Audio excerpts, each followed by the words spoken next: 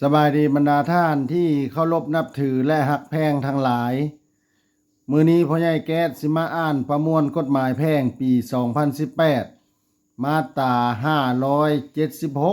576 การแบ่งปันมูลมรดกระหว่างผัวหรือเมีย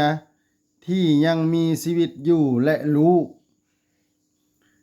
ในกรณีที่ผัวหรือเมียหากได้เสียชีวิตไปโดยได้ปะเมียหรือผัวและลูกไว้ก็แม่นลูกเป็นผู้มีสิทธิ์สืบทอดมูลมรดกที่เป็นทรัพย์เดิมของเจ้ามูลมรดก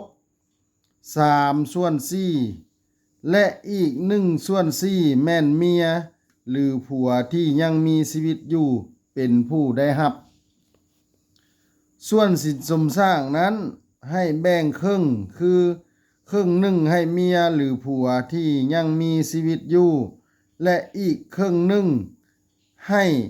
แบ่งปันแก่พวกลูกเป็นพูดเสมอกัน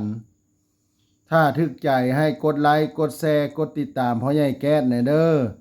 ถ้าอยากให้พ่อใหญ่แก๊สอ่านกฎหมายหยังมาตราใดให้บอกมาเลยเด้อขอขอบใจ